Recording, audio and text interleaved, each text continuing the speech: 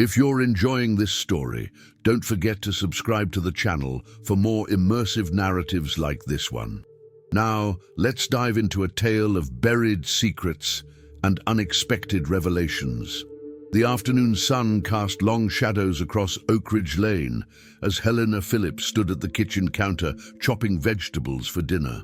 A gentle breeze drifted through the half-open window, carrying the scent of her neighbor's roses. She glanced at the clock on the wall, 6:45 p.m. Marcos should have been inside by now. Helena wiped her hands on her apron and moved toward the living room window. The curtains were thin enough that she could see without being seen. Her husband sat on their front porch, his posture stiff as Clotilde Jenkins leaned toward him. Even from this distance, Helena could see the intensity in the older woman's face. Clotilde had lived on Oakridge Lane longer than anyone else. At 72, her hair had gone completely white, but her eyes remained sharp as ever. She was known throughout the neighborhood for two things: her award-winning rose garden and her insatiable appetite for gossip. "I just heard from a reliable source," was how she began most conversations. Helena's fingers tightened on the curtain as she watched Clotilde's thin lips move slowly, deliberately forming words that made Helena's blood run cold. Talk about the missing girl. A shiver ran down Helena's spine, despite the warmth of the evening. She watched as her husband's face drained of color. In the 8 years they'd been married, she had never seen Marcos look like that, as if he'd seen a ghost. He merely nodded, unable to speak, and Clotilde retreated, casting a sideways glance toward the window where Helena stood. Their eyes met for a brief, uncomfortable moment before Helena stepped back, her heart pounding. When Marcos finally came inside, he moved like a sleepwalker, hanging his jacket on the hook by the door with mechanical precision. "Dinner's almost ready," Helena said, trying to sound normal despite the unease growing inside her. "I made your favorite pasta." "I'm not very hungry," he replied, his voice distant. At the dinner table, the silence between them felt like a physical presence. Helena tried several times to initiate conversation, about her day at the library where she worked, about the upcoming neighborhood block party, about possibly repainting the bedroom. But Marcos only responded with single words or nods. He barely touched his food, pushing the pasta around his plate. In the warm glow of their dining room light, Helena could see fine lines of tension around his eyes that she'd never noticed before. His hands, usually steady, trembled slightly when he reached for his water glass. "Was that Clotilde I saw you talking with earlier?" Helena finally asked, unable to contain her curiosity any longer. Marcos froze, his fork suspended halfway to his mouth. For a moment, Helena thought he might not answer. "Yes," he said finally, "just neighborhood stuff." But Helena knew her husband. After 8 years of marriage, she recognized when he was hiding something. The way his eyes avoided hers, the slight twitch at the corner of his mouth, these were the tells of a man carrying a burden. Later that night, as they prepared for bed, Helena noticed Marcos standing at their bedroom window, staring out at the quiet street below. The moonlight carved harsh shadows across his face. "What did she really want?" Helena asked, her voice barely above a whisper. Marcos didn't turn around. "Nothing important." "It didn't look like nothing." He sighed, his shoulders slumping. "It's complicated, Helena, just old history." "History about what?" she pressed. "Not tonight," he said, finally turning to face her. "Please." There was something in his eyes that Helena had never seen before, a mixture of fear and resignation that made her heart ache. Whatever Clotilde had said had shaken him to his core. That night, Marcos tossed and turned beside her, mumbling in his sleep. Once, he sat bolt upright, his eyes wide open but unseeing. When Helena touched his arm, he flinched away before slowly recognizing her and lying back down. She watched him for hours, her mind racing with possibilities, each more troubling than the last.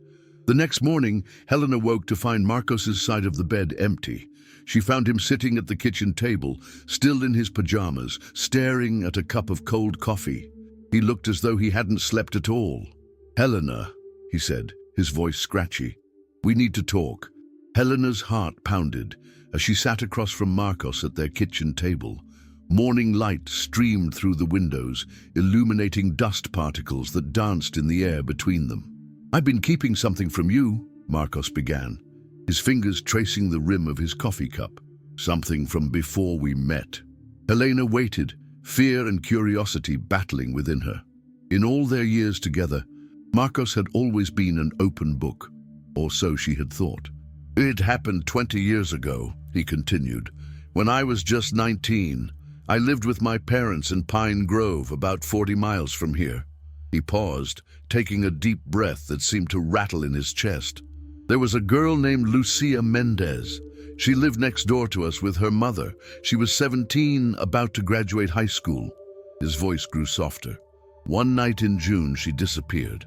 Helena felt a chill despite the warm kitchen. "Disappeared? You mean she ran away?" Marco shook his head. "No one knows what happened. She was there one day and gone the next.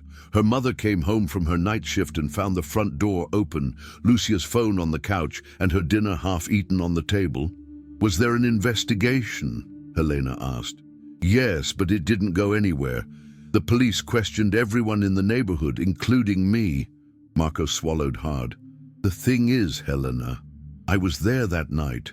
Not in their house, but outside." Helena felt her mouth go dry. "What do you mean you were there?" "I was walking home from my friend's place around 11. It was a warm night and I decided to take the long way through the woods behind our houses." His eyes became unfocused, as if he was seeing that night again. "I heard something, a cry or a shout, muffled. Then I saw someone running into the woods from the direction of Lucia's house. They were carrying something." "Did you see who it was?" Helena asked, her voice barely audible. Marco shook his head. "It was too dark, just a silhouette. I called out, but they disappeared deeper into the trees.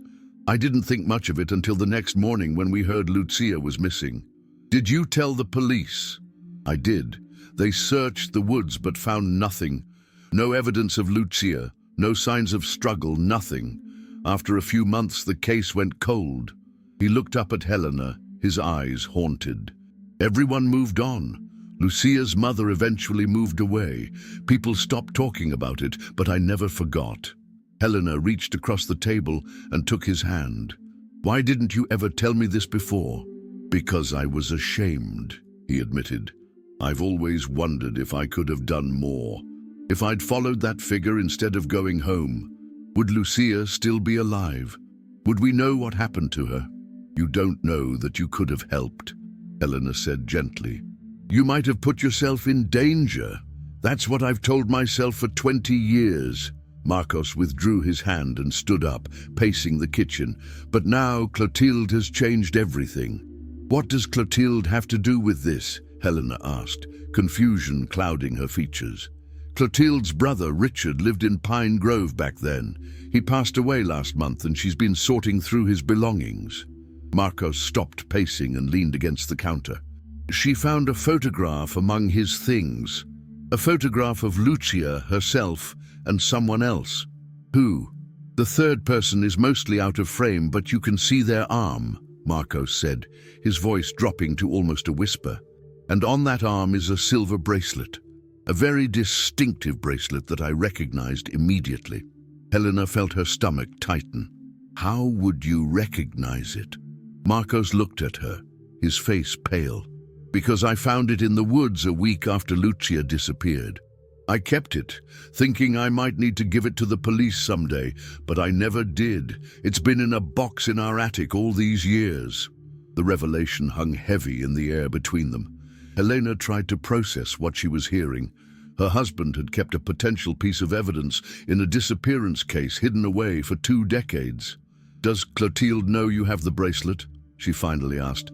"I don't think so, but she knows something. She wouldn't have approached me otherwise." He ran a hand through his hair. "She wants me to come forward now, to reopen old wounds." "And will you?" Helena asked. Marcos looked at her, conflict evident in his eyes. "I don't know. Part of me wants to pretend this never happened, to keep living our life. But another part of me, another part of you has been waiting for this chance," Helena finished for him. He nodded slowly. I've carried this for so long, Helena. Maybe it's time to set it down. Helena stood and moved to him, taking both his hands in hers. Whatever you decide, I'm with you. But Marcos, if there's any chance of finding out what happened to Lucia, don't you think her family deserves to know? Marcos closed his eyes briefly. When he opened them, there was a new resolve in his gaze. You're right. I need to do this. For Lucia, for her mother, for me. That afternoon, Helena watched from the window as Marcos climbed the ladder to their attic. When he returned, he held a small wooden box, its surface dusty with age. Together they sat on the couch as he opened it. Inside, nestled among old ticket stubs and faded photographs, lay a silver bracelet. It was an unusual design, interwoven bands that formed a complex Celtic knot pattern. "This is it," Marcos said, lifting it carefully. "This is what I saw in the photograph." "What are you going to do?" Helena asked. Marcos looked at the bracelet for a long moment, then closed his fingers around it. "I'm going to tell the truth, all of it." By evening, the neighborhood had transformed. What began as Marcos's quiet confession to Helena had evolved into something much larger.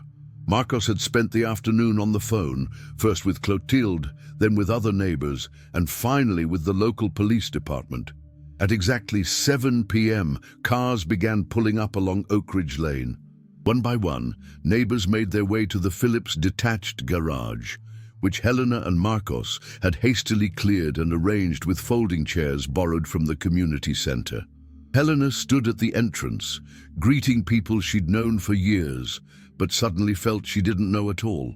There was Roger Davis, the retired high school principal, whose eyes seemed to avoid hers as he mumbled a greeting. Behind him came the Thompsons, Sarah and Mike, who owned the hardware store downtown. Sarah squeezed Helena's hand with unusual intensity. "You're doing the right thing," she whispered before moving inside.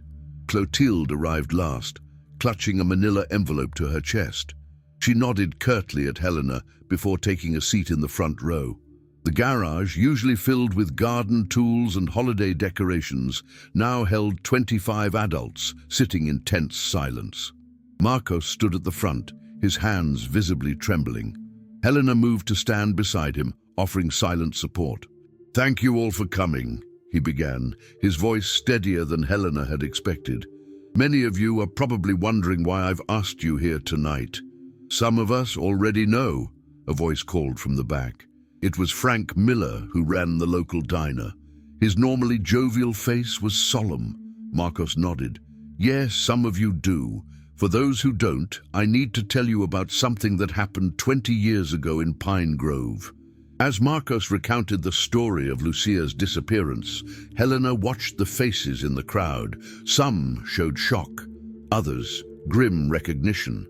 A few exchanged glances that seemed loaded with unspoken meaning.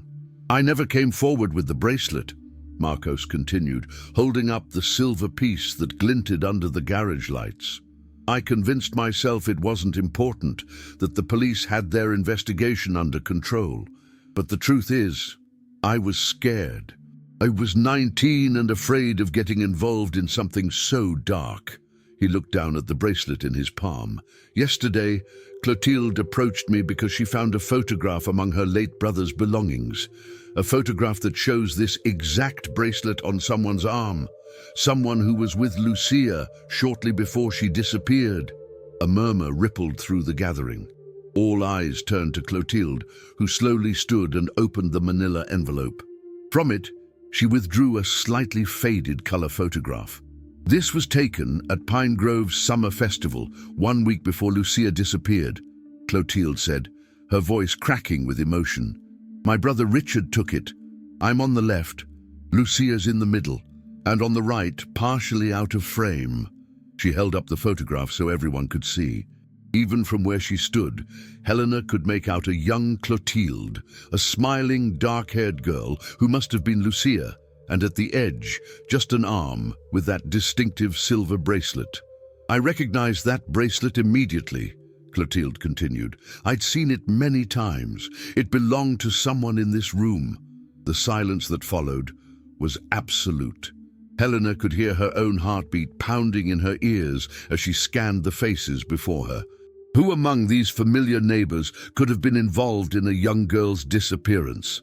"I want to be clear," Marcos said, breaking the tension. "We are not here to accuse anyone. We are here because Lucia Mendez deserves justice, and her family deserves answers. Tomorrow morning, I'm taking this bracelet and this photograph to the police. I'm telling them everything I know and everything I've kept hidden for too long."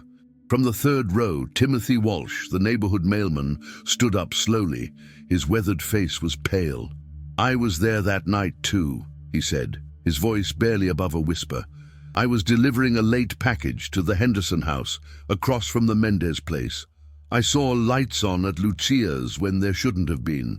Her mother worked nights at the hospital, and Lucia usually stayed with a friend when her mother was on shift."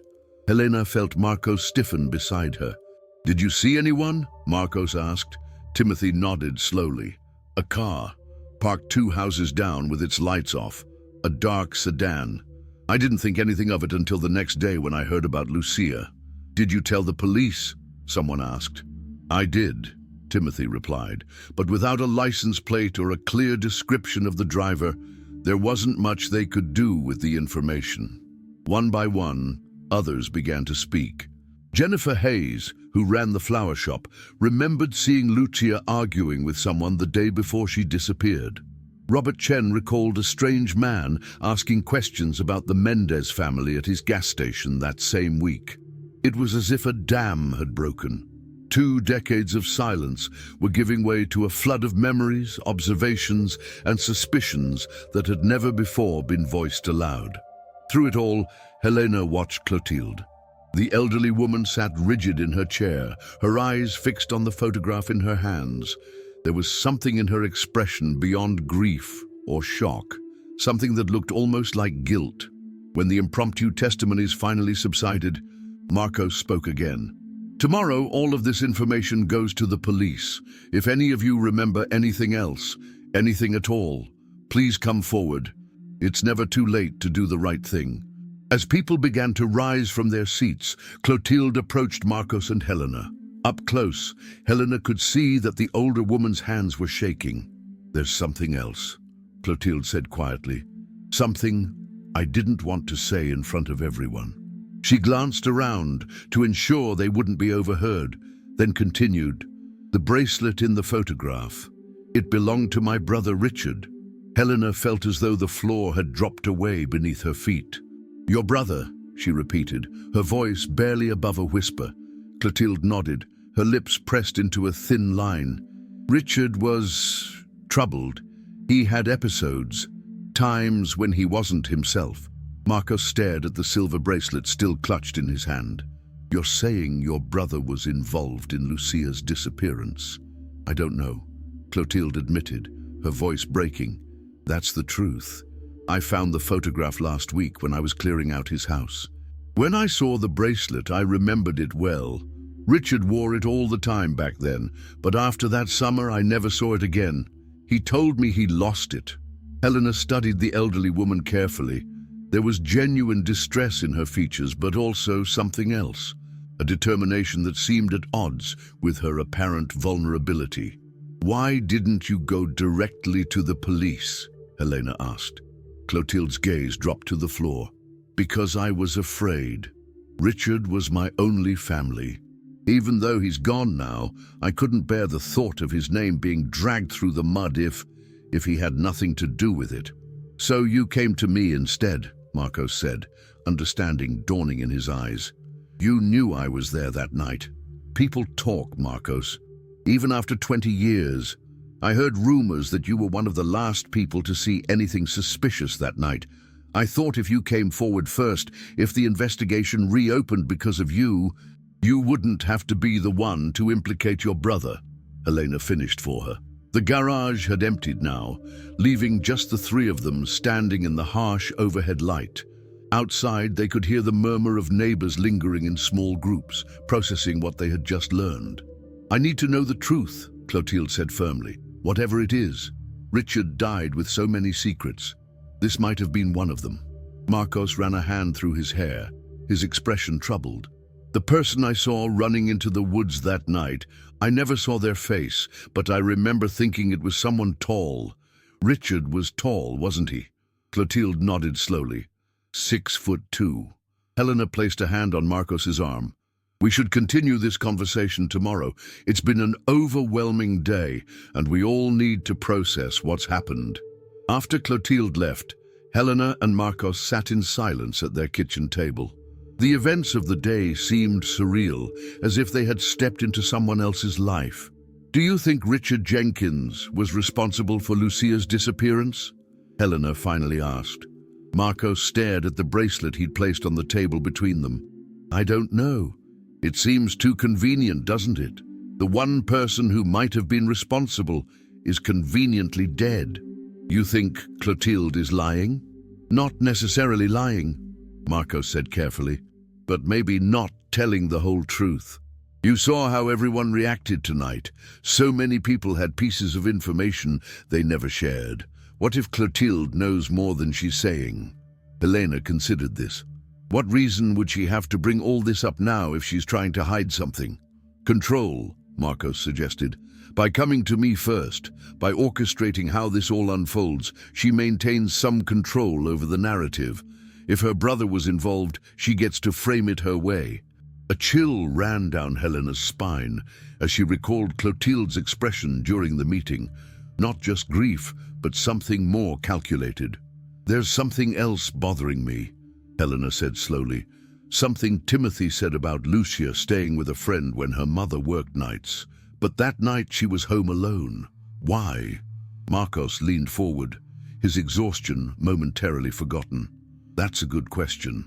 And Jennifer mentioned seeing Lucia arguing with someone the day before. We need to find out who." "We're not detectives, Marcos," Helena reminded him gently. "Tomorrow we take everything to the police. And if they dismiss it again? If this case goes cold a second time?" Helena reached across the table and took his hand. "Then we'll figure out what to do next, together." That night, neither of them slept well.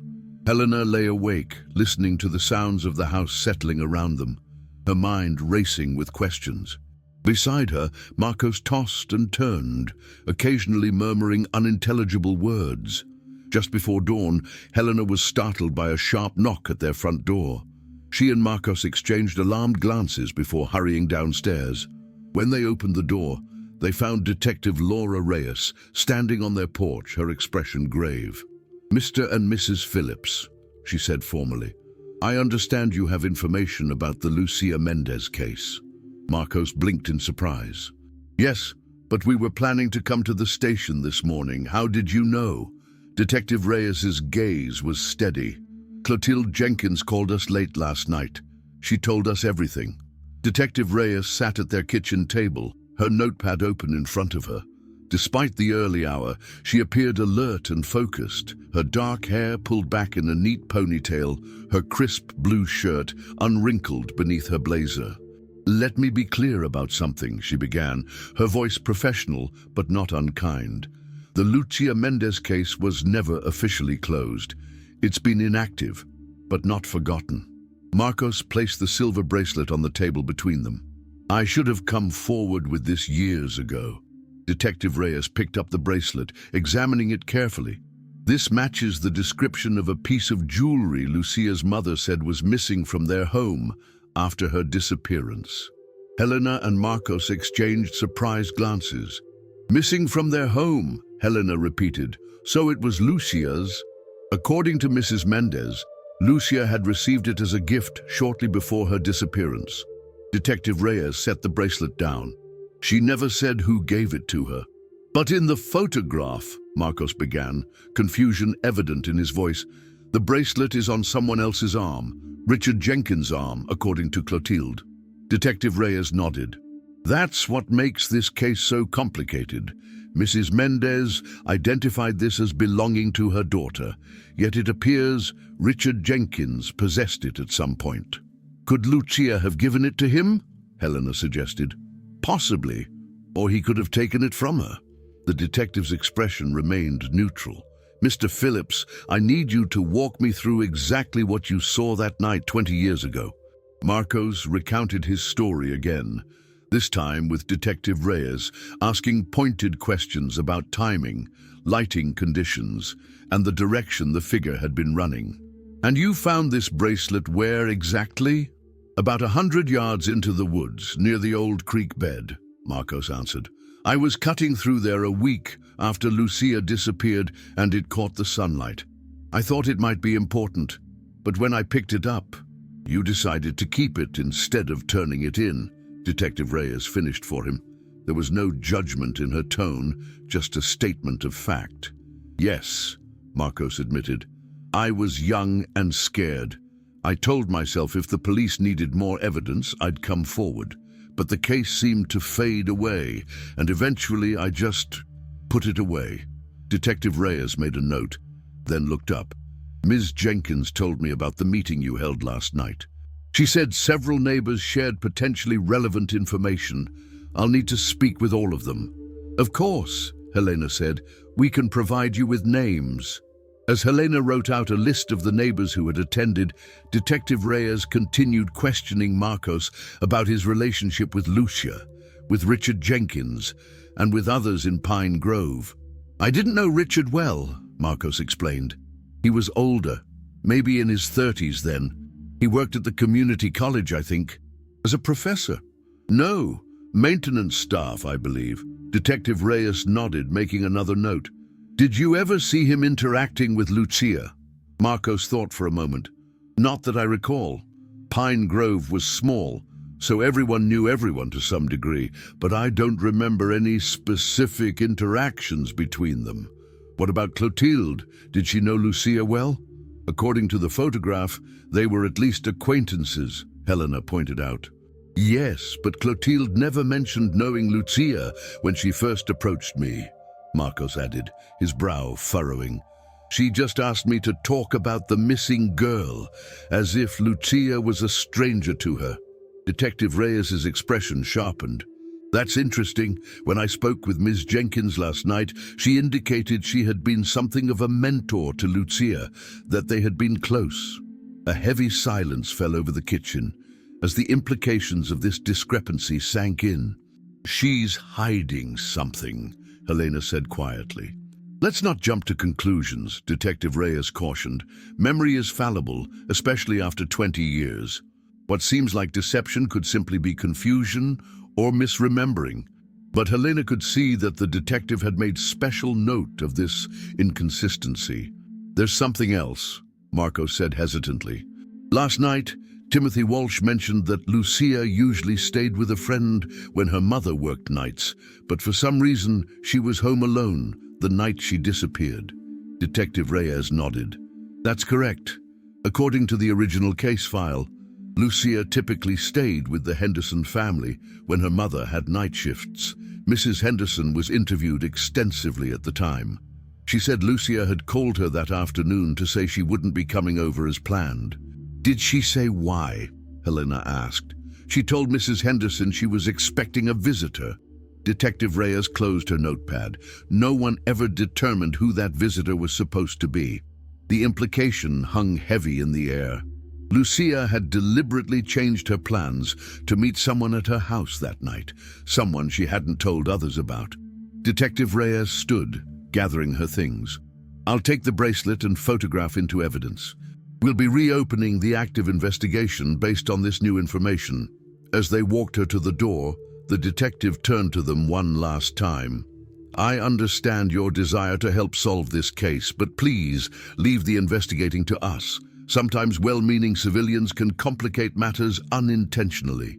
After she left, Helena and Marcos stood in their entryway, processing what had just happened.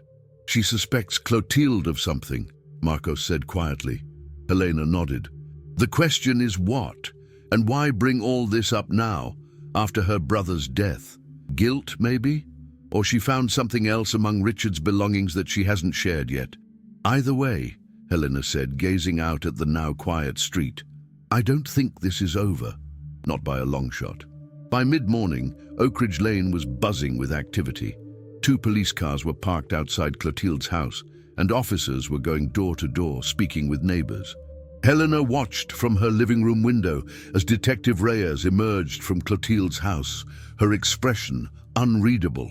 The doorbell rang, startling Helena from her observations. When she opened the door, she found Jennifer Hayes, the florist, standing on her porch. "I needed to talk to you," Jennifer said, her voice low and urgent. "There's something I didn't say last night. Something about Lucia and Richard Jenkins." Jennifer Hayes sat perched on the edge of Helena and Marcos's sofa, her hands clasped tightly in her lap. Though in her 50s now, with streaks of grey in her auburn hair, Helena could still see traces of the young woman she must have been 20 years ago in Pine Grove. "I should have said this last night," Jennifer began, her voice trembling slightly, "but with everyone there and Clotilde watching, I just couldn't." Marcos sat across from her, leaning forward. "Whatever it is, Jennifer, it might help find answers about what happened to Lucia." Jennifer nodded, taking a deep breath. "The day before Lucia disappeared, the argument I mentioned seeing, it was with Richard Jenkins. They were behind the old pharmacy, and it was intense." "What were they arguing about?" Helena asked gently. "I couldn't hear everything, but I caught phrases like, 'You promised' from Lucia, and 'It's not that simple' from Richard." Jennifer looked down at her hands. "At one point, Lucia said something like, 'I'll tell everyone if you don't help me.' That's when Richard grabbed her arm, not violently, but firmly. He told her to keep her voice down." Marcos and Helena exchanged troubled glances. "Did you tell the police this at the time?" Marcos asked. Jennifer shook her head, shame evident in her expression. "No, Richard was, well, he had connections in town. His sister Clotilde was married to the mayor back then, before her husband passed. And Richard himself was friends with several police officers. I was 23, just starting my flower shop. I was afraid." "But you're coming forward now," Helena said encouragingly, "because of what you did last night, Marcos. Your courage in admitting what you knew, what you'd kept hidden, it made me realize I couldn't stay silent anymore." Jennifer looked up, her eyes glistening. "And because I saw Detective Reyes at Clotilde's house this morning. This might be the last chance for Lucia to get justice." After Jennifer left, promising to give her statement to Detective Reyes, Helena and Marcos tried to piece together what they knew. "So Richard and Lucia were involved in something," Helena said, pacing their living room. "Something serious enough that she was threatening to expose him. And the next night she disappears," Marcos added grimly. "It's looking more and more like Richard was involved. But what was their relationship? What could she have been threatening to reveal?" Before Marcos could respond, a sharp knock came at their front door. Detective Reyes stood on their porch again, this time accompanied by a woman Helena didn't recognize. Tall, with dark hair streaked with silver, her face lined with years of worry. "Mr. and Mrs. Phillips," Detective Reyes said formally. "This is Elena Mendez, Lucia's mother. She'd like to speak with you." Helena felt her heart constrict as she looked into the eyes of a woman who had lived with unimaginable pain for 2 decades. "Of course," she said softly. "Please come in." They settled in the living room, an uncomfortable silence hanging between them until Elena Mendez spoke. "Detective Reyes tells me you found Lucia's bracelet," she said, her accent slight but noticeable. "May I see it?" "The detective has taken it as evidence," Marcos explained gently. "But yes, I found it in the woods shortly after Lucia disappeared. I should have turned it in immediately. I'm so sorry." Elena studied him for a long moment. "You were the boy who reported seeing someone running into the woods that night?" Marcos nodded. "Yes. I wish I'd seen more clearly. I wish I could tell you exactly who it was." "Clotilde Jenkins says it was her brother," Elena said, her voice flat. "That he took my daughter. That's what she believes," Helena said carefully. "But we don't know for certain what happened." Elena reached into her purse and withdrew a small, worn photograph. "This is Lucia," she said, holding it out to them. "My beautiful girl." The photograph showed a smiling teenager with dark eyes and a bright smile, her long hair falling over one shoulder. She looked vibrant, full of life and promise. She was a good girl, Elena continued, her voice strengthening. Smart. She had a scholarship to study nursing at the State University. She was going to follow in my footsteps. I'm so sorry for your loss, Helena said, feeling the inadequacy of her words. I never accepted that she was dead, Elena said firmly. Never. Even when the police suggested it. Even when years passed. A mother knows. But I also never knew what happened to her that night. Detective Reyes leaned forward. Mrs. Mendez has agreed to tell you something that wasn't in the original police report. Something that might help us understand what was happening between Lucia and Richard Jenkins. Elena folded her hands in her lap, her composure remarkable despite the pain evident in her eyes. 2 weeks before she disappeared, Lucia told me she had found something. Evidence that someone at her school was doing something illegal. She wouldn't tell me details, said it was safer if I didn't know. But she was going to report it after she gathered more proof. And you think this was connected to Richard Jenkins? Marcos asked. I didn't then. Richard worked at the school as a maintenance supervisor. I barely knew him. Elena's gaze hardened. But the bracelet you found, I gave it to Lucia for her 17th birthday. It was special to her. She wouldn't have given it away, and she certainly wouldn't have lost it in the woods. So if Richard had it, Helena began, then he was involved in what happened to my daughter, Elena finished firmly. Detective Reyes, who had been listening quietly, spoke up. We're looking into Richard Jenkins' history at the community college and the high school where he worked. There might have been complaints that were covered up, given his connections in town. Covered up by whom? Marcos asked. That's what we're investigating, Detective Reyes replied, including the possibility that his sister knew more than she's admitted. As if summoned by her name, they heard a commotion outside. Looking through the window, Helena saw Clotilde Jenkins marching up their driveway, her face set in determination despite the police officer who appeared to be trying to dissuade her. Miss Jenkins is here, Helena said quietly. Detective Reyes stood. I'll handle this. Before she could reach the door, however, Clotilde had already knocked loudly. When Marcos opened it, she brushed past him into the living room, stopping short when she saw Elena Mendez. For a moment, the two women simply stared at each other, Elena still seated, her posture rigid, Clotilde standing, her breath coming quickly from her hasty approach. Elena, Clotilde said finally, her voice softer than Helena had ever heard it.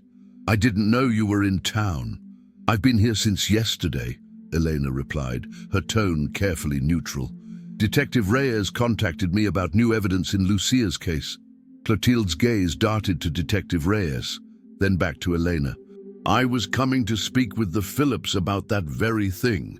Miss Jenkins, Detective Reyes said firmly, we're in the middle of an official investigation. If you have information to share, you should do so at the station. This can't wait, Clotilde insisted. From her pocket, she withdrew a folded piece of paper. I found this morning, hidden in the lining of one of Richard's old jackets. I was preparing to donate his clothes when I felt something inside the collar. She handed the paper to Detective Reyes, who unfolded it carefully. Her expression remained professional, but Helena noticed a slight widening of her eyes. What is it? Marcos asked. Detective Reyes hesitated, then turned the paper so they could see. It was a handwritten note, the ink faded but still legible. Ah, I have the proof now. Meet me tonight at 11. Last chance to do the right thing before I go to the police. L. Lucia wrote this, Elena said immediately, her voice breaking. That's her handwriting. Detective Reyes nodded. This appears to be a note arranging a meeting on the night Lucia disappeared. I swear I didn't know about this until today, Clotilde said, her voice trembling. Richard never told me anything about Lucia or that night. When I found the photograph last week, I started to suspect, but I didn't want to believe. Believe what? Elena demanded, rising from her seat. That your brother was involved in my daughter's disappearance? That he might have harmed her? Clotilde seemed to shrink under Eleanor's gaze. Richard had problems, issues with his temper. But I never thought he could... She trailed off, unable to complete the sentence. Ms. Jenkins, Detective Reyes said, I need to take you to the station to make a formal statement about this note and anything else you know about your brother's relationship with Lucia Mendez. Clotilde nodded weakly, suddenly looking every one of her 72 years. As Detective Reyes prepared to escort Clotilde out, Elena stepped forward. Wait, she said, before you go, I need to know one thing. She looked directly into Clotilde's eyes. Did you know? Did you suspect what your brother might have done to my daughter all these years? The room fell silent, the question hanging in the air between them. I didn't know, Clotilde said finally, but I had doubts. Richard changed after that summer, became withdrawn, paranoid, started drinking heavily. Sometimes he'd wake up screaming in the night. Her voice dropped to a whisper. Once, I heard him say Lucia's name in his sleep. Elena closed her eyes briefly, absorbing this information. When she opened them again, there was a new resolve in her gaze. Take me with you to the station, she said to Detective Reyes. If you're going to finally get answers about my daughter, I want to be there. After they left, Helena and Marcos sat in stunned silence, trying to process everything that had just happened. If Richard arranged to meet Lucia that night because she had evidence against him, Helena said slowly, and if Marcos saw someone running into the woods from the direction of her house, then Richard might have been the person I saw, Marcos finished. And he had her bracelet because he couldn't finish the thought. The implications were too horrific. The rest of the day passed in a blur. More police officers arrived on Oak Ridge Lane, interviewing neighbors and collecting statements. By evening, news vans had appeared, reporters standing in front of cameras as they recounted the mysterious reopening of a 20-year-old missing persons case. Helena and Marcos watched from their window as the normally quiet street transformed into a hive of activity. The secrets that had been buried for so long were finally surfacing, bringing both relief and pain in their wake. As dusk fell, Detective Reyes returned to their house. She looked tired, but determined. We're organizing a search of the wooded area where the bracelet was found, she explained. With more precise information about where the figure was heading that night, we have a better chance of finding evidence. They all knew what kind of evidence she meant. Can we help? Marcos asked. Detective Reyes shook her head. This needs to be handled by professionals, but I wanted to update you because you've been instrumental in reopening this case. What about Clotilde? Helena asked. And Elena? Ms. Jenkins is still at the station, providing details about her brother's behavior around the time of Lucia's disappearance. Mrs. Mendez is with family who live in the area. The detective paused. We've also learned something significant about what Lucia might have discovered before she disappeared. What was it? Marcos asked. According to records we've obtained, there was an internal investigation at the community college where Richard worked, just after Lucia's disappearance. It was never made public, but it involved allegations of grade changing for certain female students in exchange for favors. And Richard was involved in this? Helena asked, appalled. As maintenance supervisor, he had access to offices after hours, including those of professors. The investigation was inconclusive and eventually dropped. But if Lucia somehow discovered evidence of this scheme, it would explain why she was threatening to go to the police, Marcos concluded. Detective Reyes nodded. We're reconstructing what happened that night based on all the new information. Lucia was home alone expecting Richard. She had evidence against him. He arrived, they argued, and then she didn't need to finish. The story was writing itself, each new piece of information filling in the gaps that had remained empty for 20 years. Will you find her? Helena asked quietly. Detective Reyes's expression softened slightly. I can't make promises, but we're closer now than we've ever been.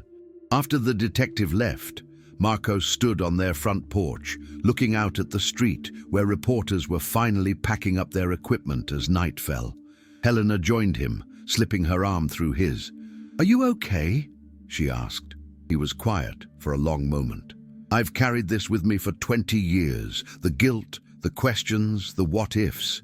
Now that it's all coming out, I feel, I don't know, relieved, but also devastated. If I had come forward sooner with the bracelet, would they have solved this case years ago? Would Elena have had closure? You can't blame yourself, Helena said gently.